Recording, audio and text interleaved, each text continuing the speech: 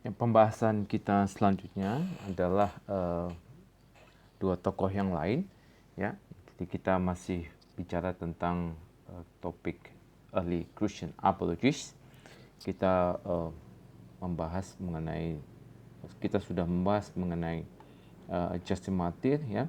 Dan kita hari ini akan membahas dua tokoh yang lain, yaitu Origen dan Tertullianus, ya. Origen ini berasal dari gereja timur, kemudian Tertullianus adalah gereja barat, ya. Jadi ini dua tokoh penting di masing-masing wilayah. Oke. Ya. Jadi Origen, ya, Origen ini kurang lebih tahun 185. Jadi dia lahir di daerah Alexandria di Mesir.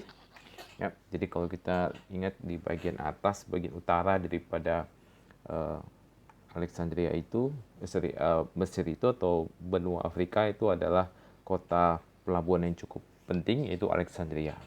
Nah, Origen atau Origen Adamantius ini, dia adalah anak dari seorang martir. Ya, jadi ayahnya adalah martir, namanya Leonidas, dan ayahnya ini dipenggal kepalanya, ya, dipenggal di masa waktu terjadi persekusi, ya, di bawah pemerintahan Kaisar Septimus Severus.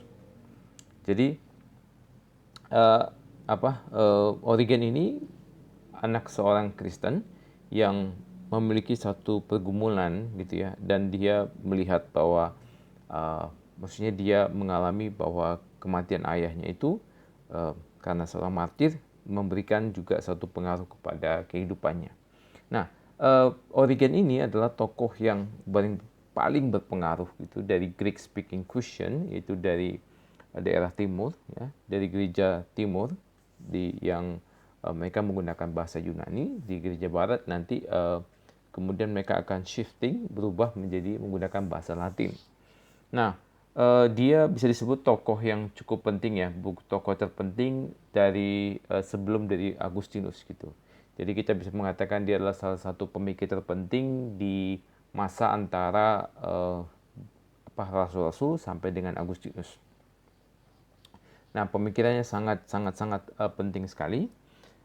Dan hingga 300 tahun sejak kematiannya, sistem teologi Origen ini paling banyak diikuti dan diperdebatkan, gitu ya, karena bisa dikatakan Origen ini seorang perintis di dalam banyak bidang, sehingga dia memberikan satu ruang atau ide-ide untuk terjadi sebuah dialog atau perdebatan. Nah, jadi dia di masa setelah dia itu 300 tahun sejak kematiannya, dia salah satu tokoh yang paling sering dibicarakan. Nah, bisa dikatakan bahwa dia adalah, tadi saya sudah sebutkan, the greatest and most influential Christian theologians, ya, before Augustine. Nah, dia adalah murid daripada Clement of Alexandria, ya. Jadi kita tidak sempat membahas Clement of Alexandria, ya. Dan dia itu adalah guru, ya, guru bagi nanti ini adalah bishop, ya, bishop di Neo Kaisaria, yaitu Gregory Thaumaturges, ya. Jadi kalau misalkan seorang tokoh itu menjadi bishop, ya, dia akan disebutkan namanya di depan, ya, namanya, kemudian dia akan disebutkan kota di mana dia menjadi bishop, ya. Jadi dia adalah guru dari seorang bishop nanti, ya, karena mereka akan belajar di catechetical school di Alexandria. Jadi di kota-kota itu di pusat-pusat kekristenan itu mereka punya catechetical school. Catechetical school ini adalah satu sekolah di mana orang-orang itu bisa belajar gitu, ya, belajar teologi, belajar pengantar pengajaran iman Kristen. Nah, di situ dia menjadi guru, dia guru karena waktu itu muridnya di dalam Catechetical School ini adalah Gregory Thaumaturges, ya. Kemudian juga Herakles yang menjadi bishop di Alexandria atau Herakles of Alexandria. Jadi Origen ini adalah seorang guru yang cukup penting, ya, menjadi guru di Catechetical School di Alexandria. Nah, ini masih mengenai dia, jadi ini sebuah pengantar dulu. di Konsili Konstantinopel II ya tahun 553, Origen ini nanti kemudian dia dinyatakan sebagai bidat ya. Bidat berhubungan dengan ajarannya, ada beberapa ajarannya dia, tidak semua ajarannya, yaitu dia punya pengajaran tentang the punishments of demons. Jadi penghakiman atau penghakiman terhadap setan dan juga orang-orang yang jahat gitu tidak bersifat kekal gitu. Jadi dia memberikan satu pengajaran bahwa ada masanya gitu loh, penghakiman terhadap iblis maupun terhadap orang-orang yang jahat gitu.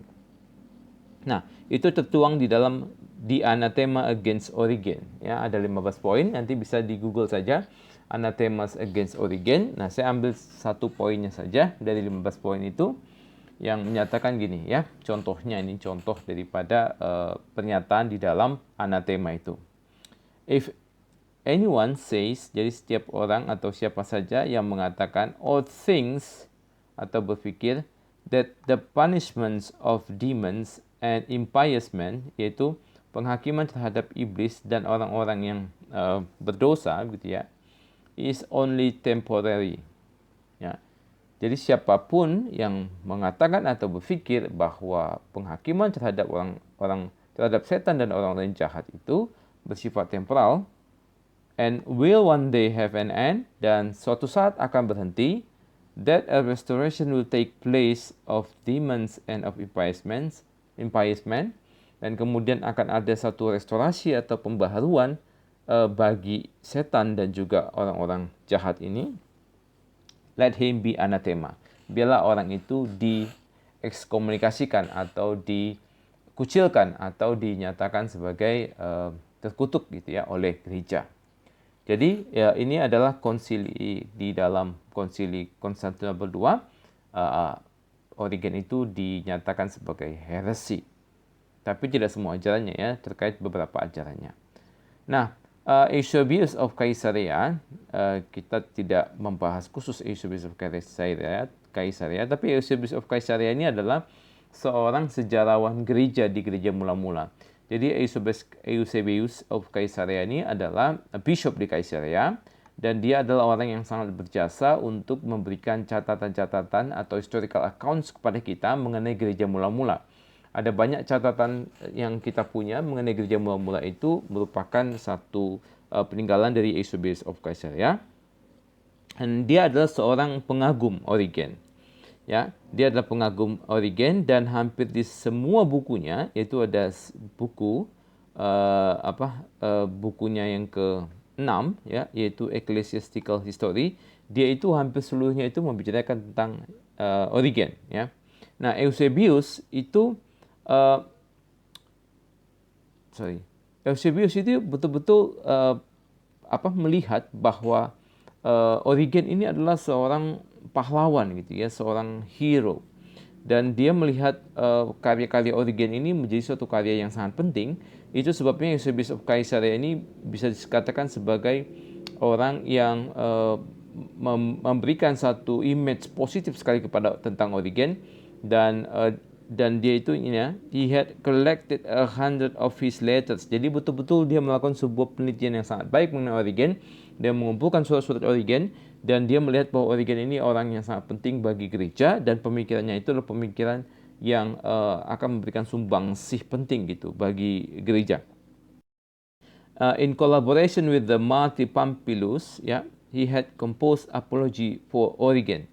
Jadi salah satu karya nanti dari Eusebius of Caesarea itu adalah Apology for Origen, yang ditulis juga bersamaan dengan Pompilius ya.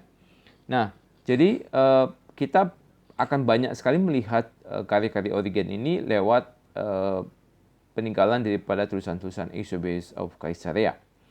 Nah, satu catatan lagi dari Pope Benedictus, ya, Benedictus ini adalah Paus Gereja Katolik Roma yang sebelum ini ya, sebelum Franciscus. Pope Benedictus ini mengatakan bahwa ya Origen was a master of faith ya, especially in Bible reflections seperti Lectio Divina, ya. Jadi nanti kita waktu Spirit of Formation itu ada belajar tentang Lectio Divina, dan Lectio Divina itu merupakan juga salah satu peninggalan atau ajaran daripada Origen, dan Origen ini juga adalah seorang exeget yang sangat baik gitu ya.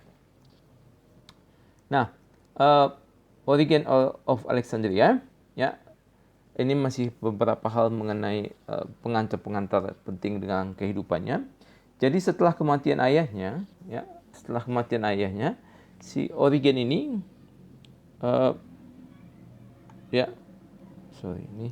Origen ini devoted, ya, kepada pembelajaran gitu, dan dia menjadi seorang guru yang sangat terkenal gitu. Jadi dia mengabdikan dirinya untuk belajar dengan serius, ya, betul-betul belajar, mempersiapkan diri untuk menjadi seorang guru, seorang pengajar di dalam bidang teologi Kristen, dan dia betul-betul mengabdikan dirinya dengan sangat-sangat baik. Nah, memang ada suatu pengharapan karena dia adalah murid daripada Clement of Alexandria. Alexandria kota tempat di mana dia lahir, tempat dia tinggal, dan Clement of Alexandria adalah gurunya, dan karena dia adalah seorang murid yang begitu cerdas dan menonjol, bahkan dia menjadi kepala gitu di Catechetical School. Memang dia diharapkan juga menjadi suksesor, ya, menjadi orang yang melanjutkan Clement of Alexandria, ya. Jadi perhaps succeeding Clement as head of Catechetical School in Alexandria. Jadi dia itu adalah orang yang sangat baik sekali, ya, pemikirannya. Nah, dia juga belajar Ibrani, ya. Jadi bahasa Ibrani ini memang sedikit terpisah kemudian, ya, dari kekristenan, karena kekristenan itu kemudian memang memisahkan diri dengan orang-orang Yahudi, dan orang Yahudi tetap memelihara bahasa Ibrani, orang-orang Kristen itu menggunakan bahasa Yunani. Nah, tidak semua orang Kristen akhirnya memiliki satu kemampuan atau akses untuk belajar Yahudi, bahasa Ibrani, sehingga butuh orang-orang tertentu, ya, yang belajar, mereka belajar bahasa Ibrani. Jadi dia belajar bahasa Ibrani dari seorang Yahudi yang bertobat menjadi orang Kristen, ya. Jadi ini catatan-catatan sumbernya, ya, kalau kita mengatakan di sini bahwa after his death, Origen devoted himself to scholarship and became a notable teacher. Perhaps succeeding Clement as head of the Catechetical School in Alexandria. Itu kita dapat dari Eusebius Church History di sini, dan kemudian dia belajar Ibrani dari seorang Yahudi yang bertobat, ya, itu dari first principle. And one of his letters alludes to his studies in philosophy with an unnamed teacher, gitu ya. Jadi salah satu dalam suratnya itu dia menyatakan bahwa dia juga belajar filosofi atau belajar filsafat dari seorang guru yang tidak disebutkan namanya. Nah, Origen itu dia kan berpusat di Alexandria, ya. Jadi dia memang tinggal di Alexandria. Nah, dia melakukan 5 kali perjalanan selama menjadi guru Catechetical School di Alexandria. Nah, ini satu perjalanan yang cukup mengubah begitu, ya, mengubah arah hidupnya dia. Nah, sekitar tahun 215 ya, 215 atau 216 ini, pada waktu Origen mengunjungi Palestina, jadi ini 215-216. Pada waktu Origen mengunjungi Palestina, dan jadi dia ada di Alexandria, ya. Coba kita lihat sebentar map seperti yang lalu, ya. Kita lihat sebentar. Oke. Jadi bisa dilihat di sini, ya. Jadi Alexandria itu kurang lebih lokasinya itu ada di daerah sini, ya. Nih, ya.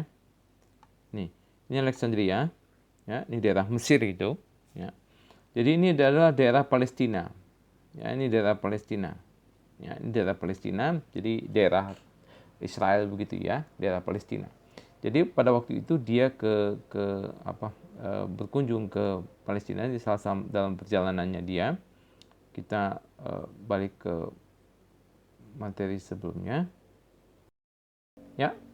Jadi ini tadi, ya. Jadi Origen itu melakukan perjalanan, ya. Jadi dia mengunjungi Palestina. Ini mengunjungi Palestina, dan ya, Theoctistus, ya, of Caesarea, dan Alexander of Jerusalem itu ini adalah bishop pada waktu itu, bishop di Kaisarea dan inilah bishop di Yerusalem, ya. Jadi pada waktu dia mengunjungi perjalanan ke Palestina, kedua bishop ini mengundangnya untuk berkhotbah gitu. Jadi kedua bishop ini mengundang dia untuk menyampaikan firman Tuhan. Nah, pada tahun 2018, kedua bishop ini memutuskan untuk menhabiskan menjadi imam sewaktu Origen melakukan perjalanan ke Yunani melalui Kaisarea gitu. Jadi waktu dia waktu dia Palestina, kemudian kedua bishop ini mengundang dia karena kan Alexander of Jerusalem ini di Yerusalem, Kaisarea ini Theoktistus ini di Kaisarea. Nah, pada waktu ini ya tahun 2018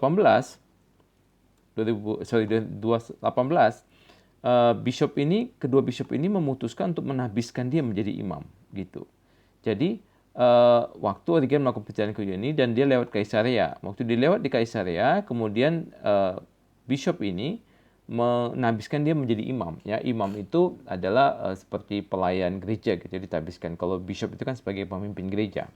Nah, lalu Demetrius ini adalah bishop yang waktu itu menjadi bishop di Alexandria. Jadi adalah bishop Origen. Jadi waktu Origen menjadi guru di Catechetical School di Alexandria, nah yang menjadi bishop itu kan sebelumnya Clement of Alexandria, kemudian diganti oleh Demetrius of Alexandria, dan kemudian Origen ini pas perjalanan dia ke Palestina dan kemudian ke Yunani, dia ditahbiskan oleh kedua bishop ini, yaitu kedua bishop dari Yerusalem dan Kaisarea.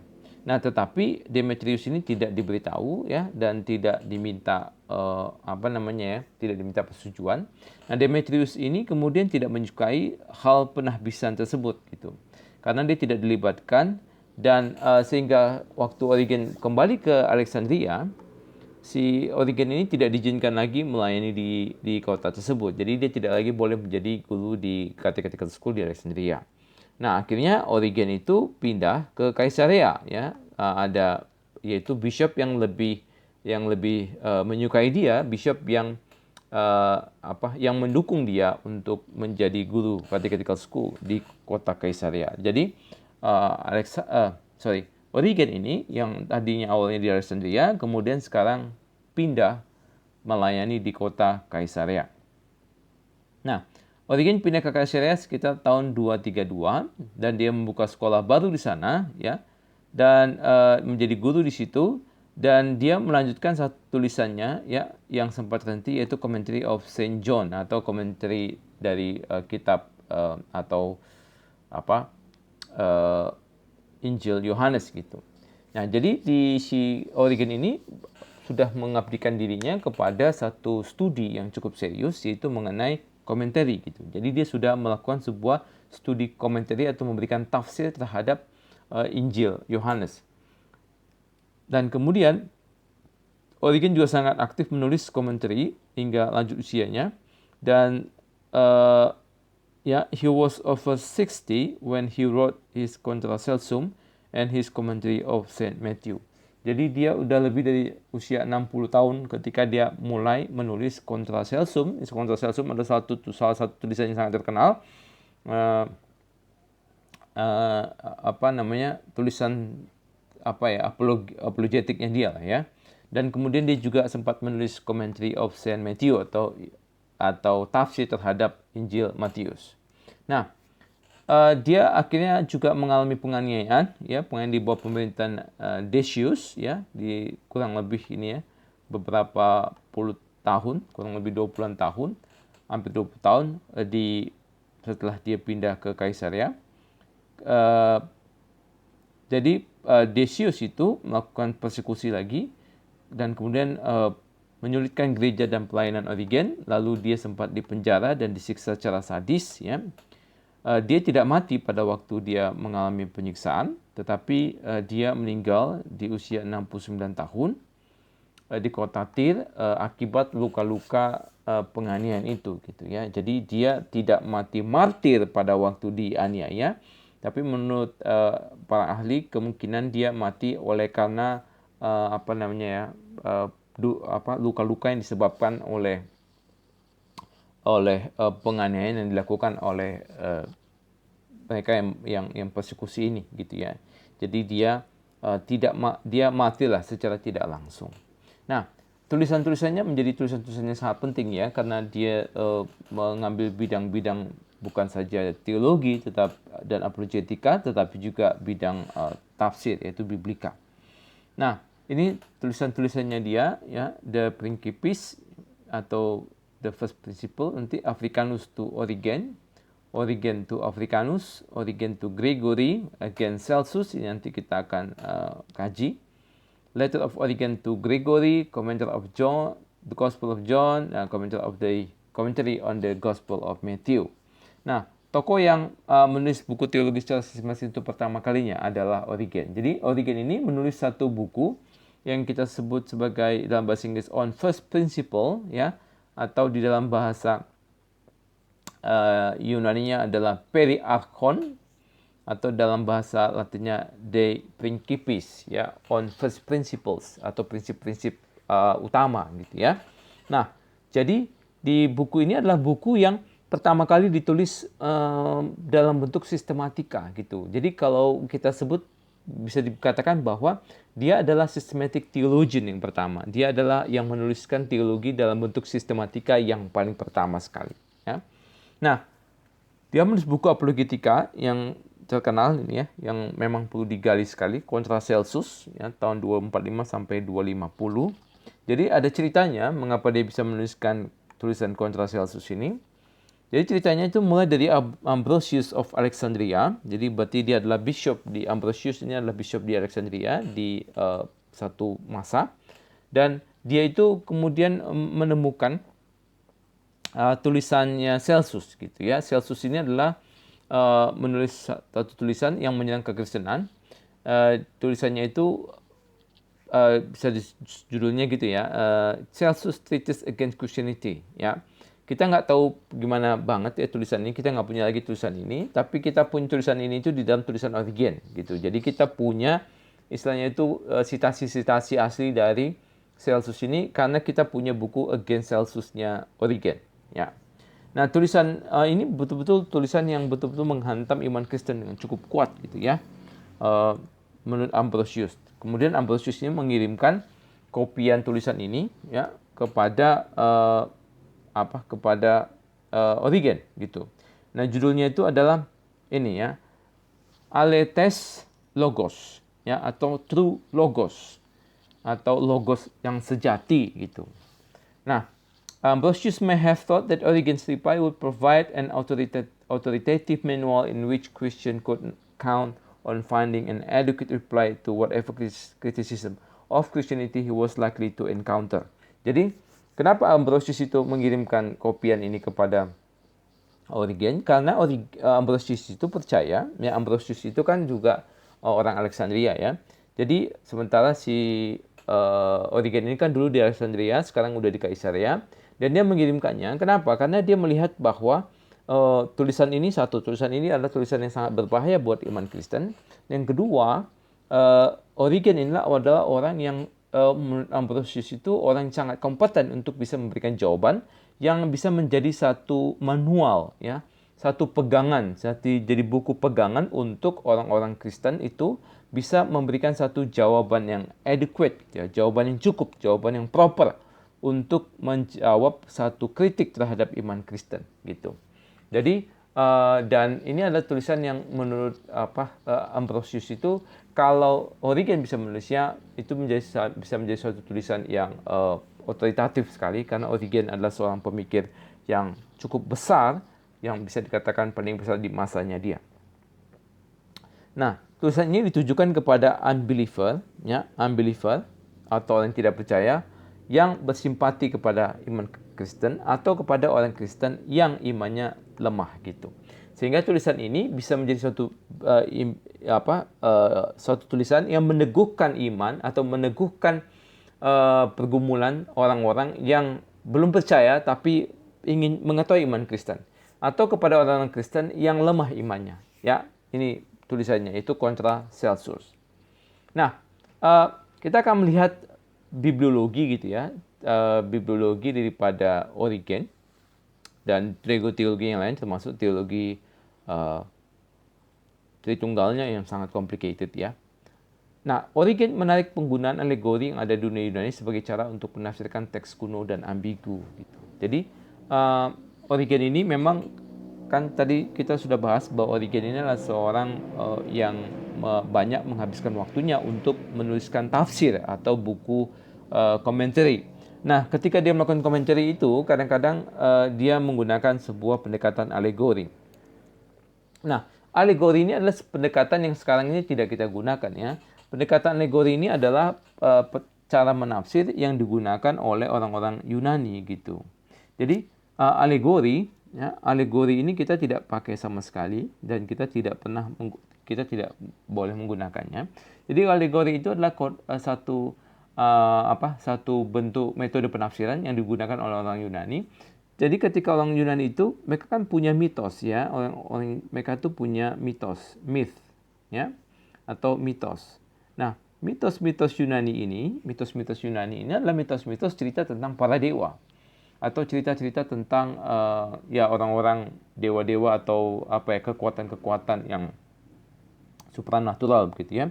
Jadi kayak misalnya ada dewa Zeus gitu, ya, ada Poseidon dan sebagainya. Nah, dewa-dewa ini punya kehidupan, menikah, kawin, perang dan sebagainya. Nah, ketika orang-orang Yunani mencoba untuk memberikan satu ajaran moral kepada anak-anaknya, sementara dewa-dewa yang mereka sebutkan di sini gitu ya, dewa-dewa ini adalah dewa-dewa yang sebenarnya tidak menunjukkan satu kehidupan yang bermoral.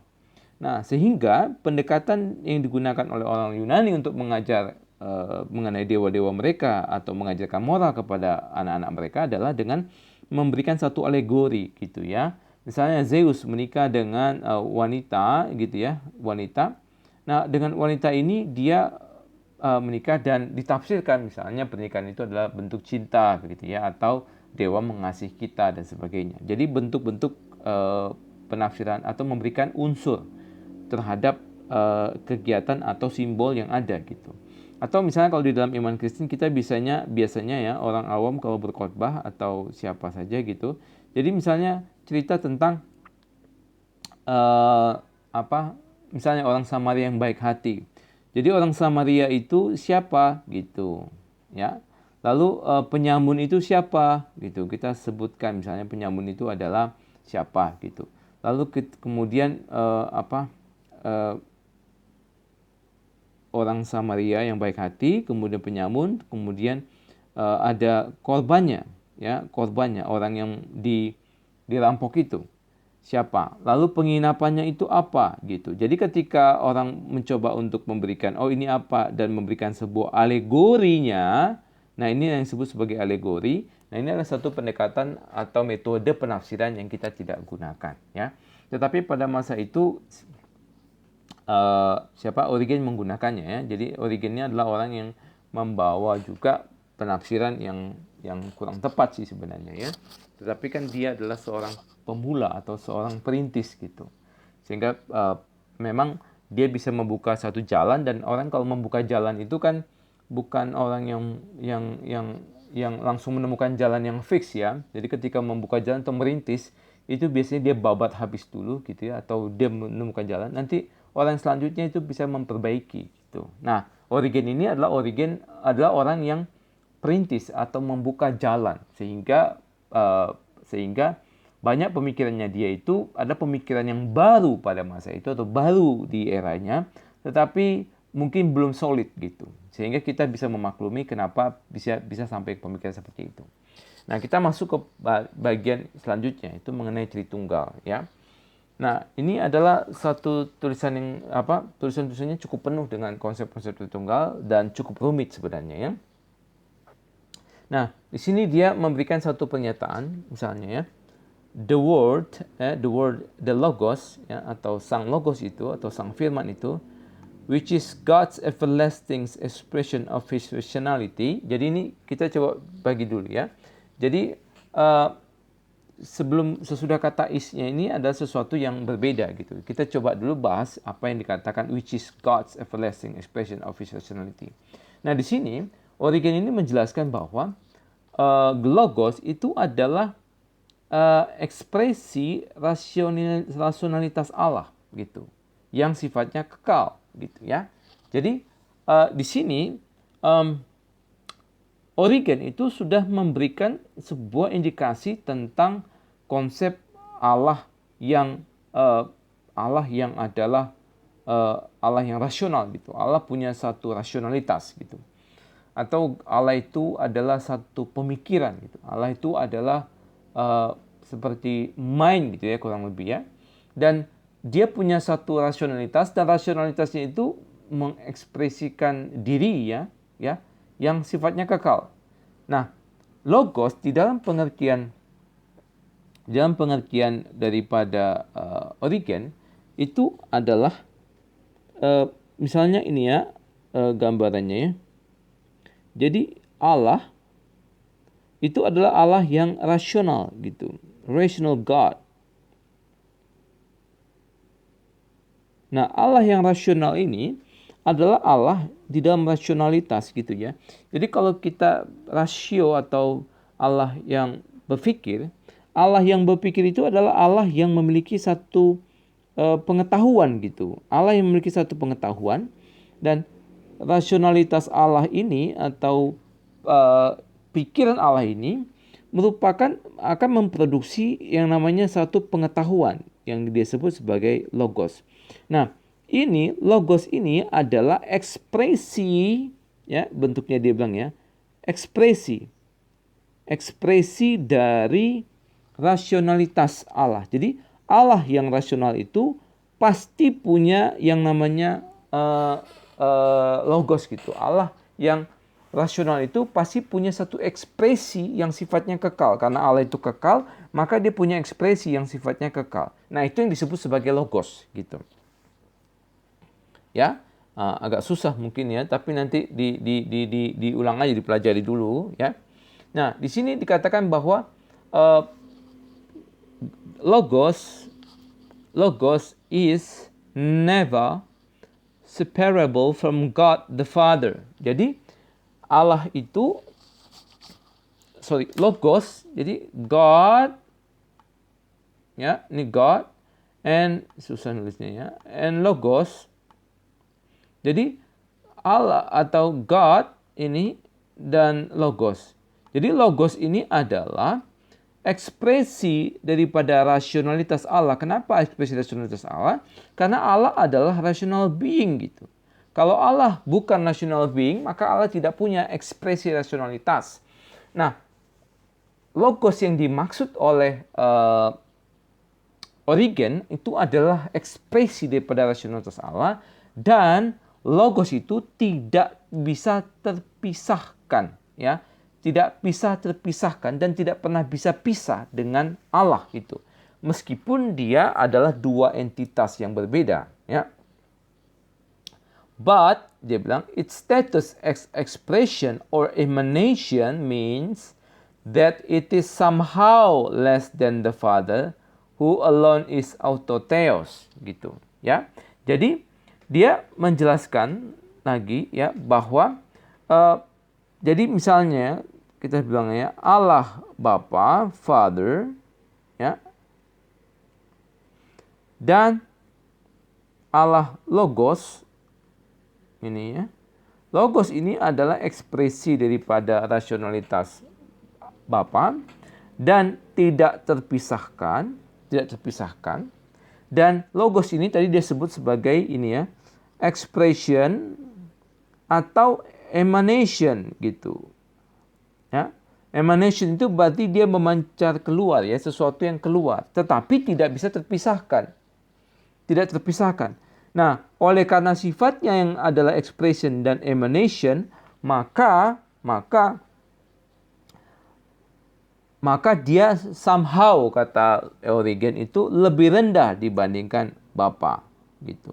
Kenapa? Karena hanya Bapa saja yang disebut sebagai autotheos gitu. Ya, autotheos. Auto itu autotheos itu berarti Allah dengan sendirinya gitu. Jadi buat Origen yang autotheos itu hanyalah Bapa. Kenapa Bapa? Karena Bapa adalah ada dengan sendirinya, sementara logos itu adalah ekspresi atau emanasi daripada pada Bapa. Dan hanya Bapa yang dia sebut sebagai autotheos gitu. Ya. Saya ulangi supaya lebih jelas ya.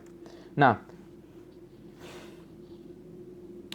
the word atau logos itu dalam definisi Origen itu adalah ekspresi daripada rasionalitas Allah yang kekal gitu ya. Expression of his personality, everlasting expression, yaitu ekspresi kekal daripada rasionalitas Allah. Nah, jadi meskipun dia ekspresi atau emanasi, tapi dia tidak terpisah dengan Bapa, ya, dengan Allah Bapa. Dan karena dia ekspresi dan dia emanasi, maka somehow dia lebih rendah dibanding Bapa. Kenapa? Karena Bapa saja yang disebut dia sebagai autotheos. Autotheos itu artinya adalah ada dengan sendirinya, atau God as such, atau Allah pada dirinya sendiri, atau hotheos, ya, the God atau the one who is God. Jadi buat Origen yang disebut sebagai the God adalah Bapa, ya. The God adalah Bapa, tapi the Logos adalah Anak, ya. Dan yang disebut sebagai autotheos adalah hanya Bapa saja. Gitu. Sementara Anak bukan autotheos. Kenapa? Karena Anak adalah emanasi atau ekspresi daripada Allah Bapa. Ya. Nah, nanti coba di dalam kelompok diskusi, ini pertanyaan juga. Apakah kalian setuju dengan penjelasan Origen dalam bagian ini? Kalau iya, yang bagian mana? Kalau tidak, bagian mana yang kalian setujui? Ya. Nah, selanjutnya, the Logos, ini bagian kedua ya. The Logos can be said to share in the nature of God, Father, as no other being can. Ya. Logos itu, tadi dia lanjutkan ya, Logos itu bisa dikatakan bahwa dia itu adalah satu-satunya makhluk di dunia ini, atau satu-satunya makhluk, atau satu-satunya being yang bisa dikatakan berbagi natur dengan Bapa, dan tidak ada satupun being atau keberadaan yang memiliki atau yang berbagi natur dengan Allah Bapa seperti Logos itu. Ya, dan tidak ada satu makhluk pun yang bisa berbagi seperti Logos itu berbagi dengan Bapa. Ya, saya ulangi. Logos itu bisa dikatakan bahwa dia itu sharing atau berkomunikasi atau share ya, berbagi natur dengan Allah Bapa. Jadi Logos itu dengan Allah Bapa itu berbagi natur, dan tidak ada makhluk lain di dunia ini atau tidak ada makhluk apapun yang berbagi natur sama seperti Logos dengan Bapa gitu. Jadi hanya Logoslah satu-satunya yang berbagi natur dengan Bapa, dan tidak ada yang lain seperti dia berbagi natur dengan Bapa. And the Logos can be called a second God. Jadi oleh karena itu, maka Logos ini bisa dipanggil sebagai, atau bisa disebut sebagai Allah kedua. Kenapa Allah kedua? Karena dia adalah Logos Allah, ekspresi Allah, emanasi Allah, tidak terpisah dengan Allah, dan memiliki dan sharing natur dengan Allah, dan tidak ada satupun yang bisa berbagi natur seperti Yesus berbagi natur dengan Allah. Makanya disebut sebagai a second God, who has his own usia ini natur ya, usia, yang memiliki usianya sendiri yang tidak turun dari usia Bapa. Ya.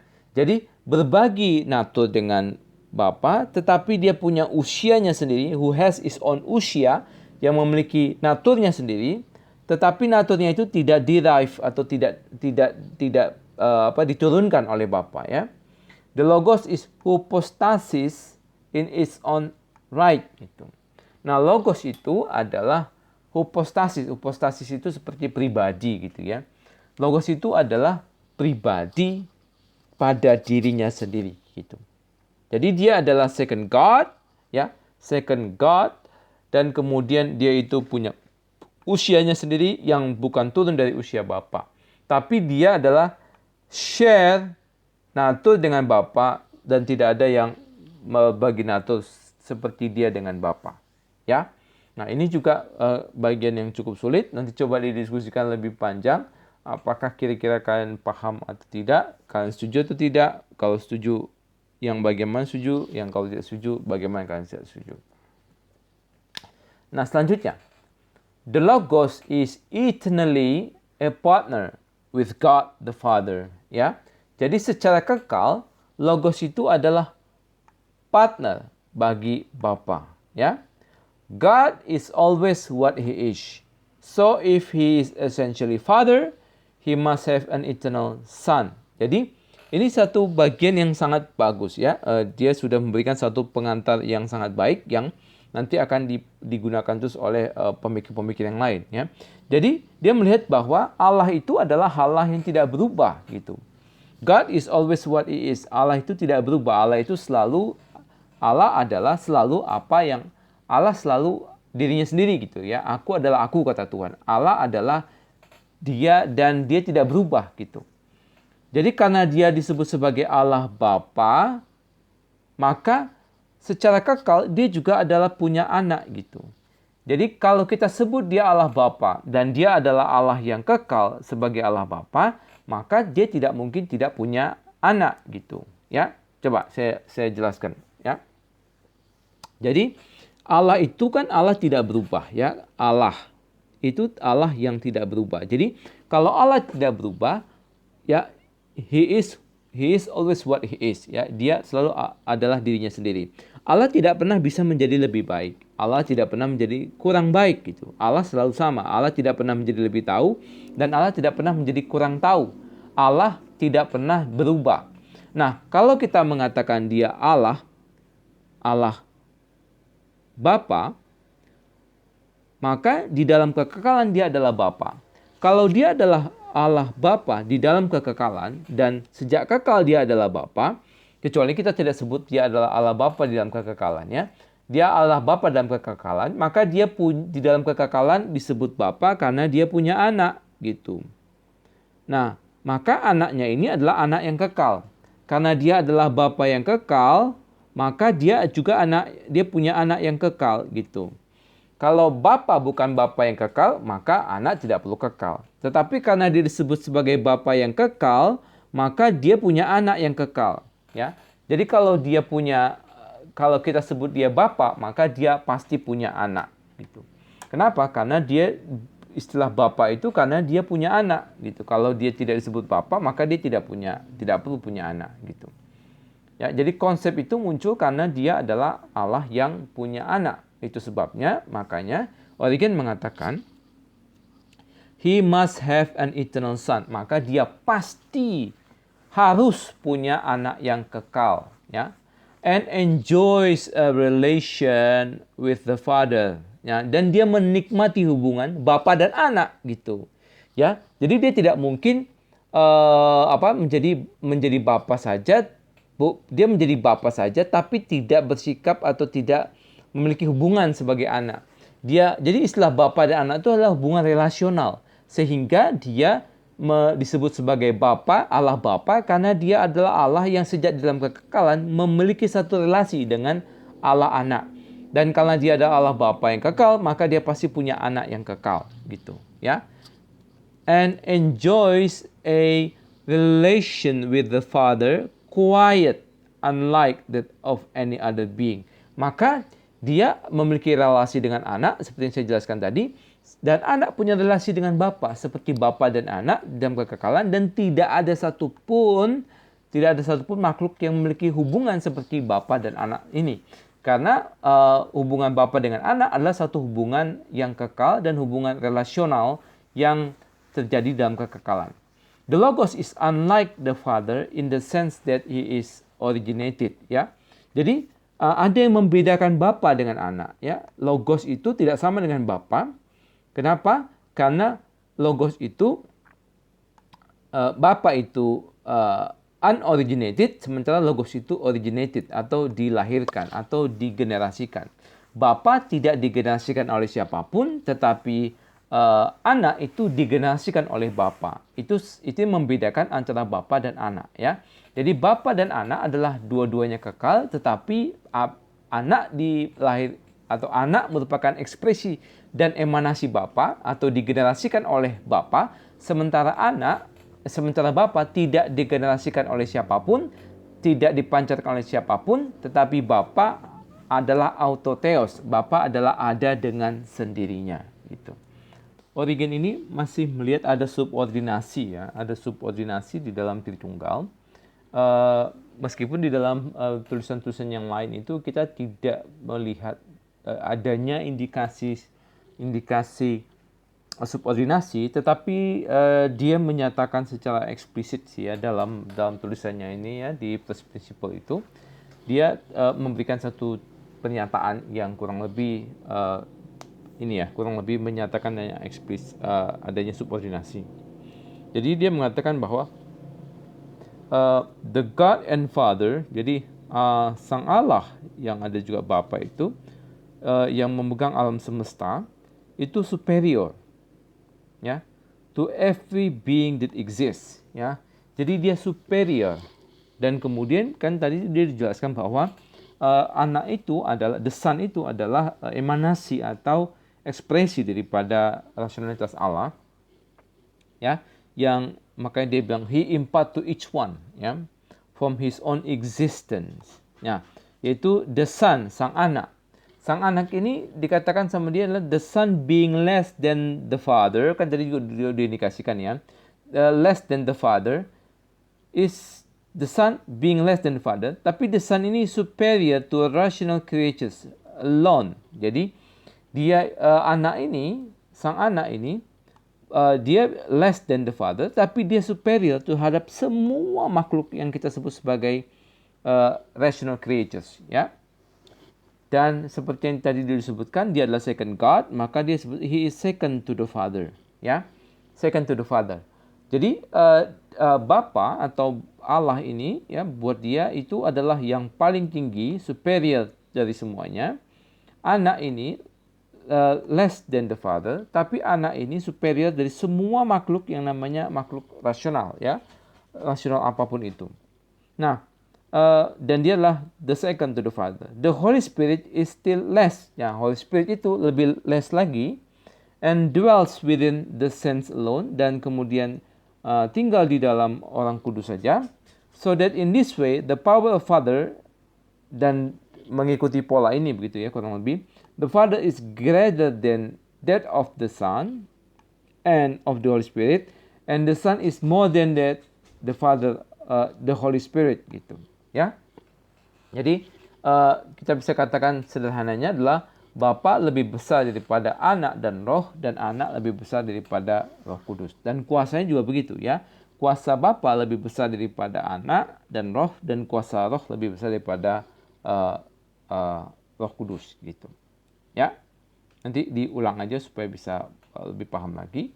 Nah, untuk antropologi atau penciptaan ini juga bagian yang yang ada yang tadi kita sebutkan, ya. Ada hal yang sebagian itu di anatema, begitu, ya, karena pandangannya tidak ortodoks, gitu. Nah, dia mengatakan bahwa dia percaya bahwa human itu existence before birth. Jadi manusia itu adalah manusia yang sudah ada sebelumnya, gitu. Jadi sebelum kita punya tubuh manusia atau berinkarnasi memiliki tubuh manusia ini, ada yang namanya itu jiwa yang sifatnya kekal, ya. Makanya disebut pre-existence of rational being soul. Jadi ada waktu seseorang itu dilahirkan, maka sebenarnya jiwanya itu sudah hidup atau jiwanya itu kekal dan sudah ada, dan kemudian dimasukkan ke dalam tubuh yang waktu dia baru dilahirkan, gitu, ya. Makanya dia percaya kepada human existed before birth, yaitu percaya kepada eksistensi manusia sebelum manusia itu dilahirkan. Nah, lalu kemudian ini udah kita bahas, ya, soteriologi yaitu universal reconciliation of all being, yaitu akan ada nanti pengampunan atau rekonsiliasi untuk semua makhluk, baik itu setan maupun orang-orang yang tidak percaya. Dan kemudian dalam konsep kristologinya, ya, ini bagian yang terakhir, The climax of redemption is the incarnation of the pre-existent Son. Jadi puncak daripada penebusan itu adalah inkarnasi daripada anak yang sudah eksis sebelum dia berinkarnasi, ya. Jadi kalau kita lihat bahwa memang orang Kristen itu kadang-kadang banyak yang nggak mengerti, ya, bagaimana memahami Tritunggal. Kadang-kadang itu memahami anak itu karena dia dilahirkan, dan memahami Yesus sebagai itu baru ada 2000 tahun yang lalu. Tidak, ya. Yesus itu ada sebelum segala sesuatu ada. Makanya dikatakan pre-existent Son. Ya, sebelum dia itu lahir sebagai manusia, dia itu sudah adalah anak sejak kekekalan. One soul had not fallen, but had remained in adoring union with the Father. Ya, uniting himself with the soul. Ya, jadi kalau kita perhatikan di sini, ya, Yesus itu adalah manusia atau makhluk gitu, ya, yang tidak jatuh atau yang tidak berdosa, ya, dan dia itu tetap tetap dipuja atau disembah bersatu dengan Bapanya gitu. Jadi kita melihat Yesus Kristus itu adalah meskipun dia manusia, tapi dia bukan manusia yang berdosa, dan ketika kita menyembah dia oleh karena dia memiliki kesatuan dengan Bapanya. Uniting himself with the soul, with this soul, the divine logos, ya. Kemudian jiwa ini kemudian union itu menyatukan dirinya dengan jiwa, yaitu the divine logos, ya, dengan jiwa divine logos atau logos yang ilahi, yang merupakan adalah pribadi kedua daripada the triad, ya, daripada tiga tadi, yaitu Bapa, Anak, Roh Kudus, ya. Jadi jiwa manusianya Yesus Kristus itu adalah jiwa manusia yang tidak berdosa, kemudian dipuja karena union dengan Bapa, dan kemudian mengikatkan dirinya dengan jiwa ini, ya, uniting himself. Jadi Allah divine logos itu uniting himself, ya, dengan jiwa manusianya, dan the divine logos ini adalah the second hypostasis daripada Bapa, Anak, Roh Kudus. Nah, subordinate to the Father, but dia subordinate atau lebih rendah daripada Bapa, but on the divine side of the gulf between infinite creator and finite creation, gitu. Dan memang subordinate kepada Bapa, tetapi di dalam sisi ilahinya, ya, dia itu berada di antara, ya, antara pencipta yang tak terbatas dan ciptaan yang terbatas, gitu. Jadi dia menjadi berada di tengah-tengah, gitu, ya. Became incarnate in body, kemudian berinkarnasi di dalam sebuah tubuh, ya, yang dilahirkan dari perawan Maria. So intense was the union between Christ's soul and the Logos, that is like the union of body and soul, of white hot iron and fire, gitu. Jadi intensitas atau satu kekuatan hubungan, gitu, ya, hubungan union atau kesatuan antara jiwa Kristus dan Logos itu. Jadi jiwa manusia Yesus dan Logos itu, kesatuannya itu sama seperti kesatuan daripada tubuh dan jiwa, gitu, ya, tubuh dan jiwa. Atau seperti istilah yang pada masa itu white hot iron and fire, gitu, ya, yaitu api panas, gitu mungkin, ya, daripada logam yang dipanaskan, gitu. Jadi ada satu hubungan yang sangat kuat antara jiwa manusia dengan Logos, gitu. Nah, coba saya ulang sekali lagi, ya. Jadi klimaks daripada penebusan Yesus Kristus itu adalah ketika dia berinkarnasi. Jadi dia itu adalah adalah pre-existent. Jadi sebelum dia berinkarnasi dia sudah ada. Ya.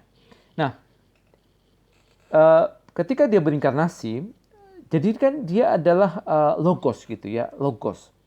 Dan dia one soul had not fallen. Jadi dia adalah jiwa yang tidak jatuh dalam dosa, but had remained in adoring. Dan kita tetap menyembahnya di dalam kesatuan dia dengan Bapanya.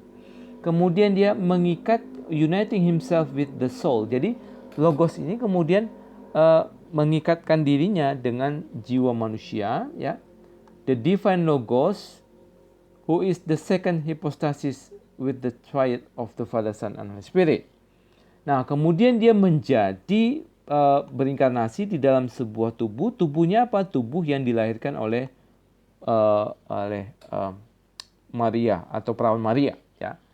So intense, ya, was the union between Christ's soul and the logos that is like the union of body and soul. Jadi intensitas kekuatan kesatuan antara jiwa Kristus dengan logos itu seperti kesatuan antara tubuh dan jiwa, gitu. Ya, itu aja dulu untuk kita pembahas mengenai Origen. Nanti kita akan masuk ke dalam Tertullianus. Thank you.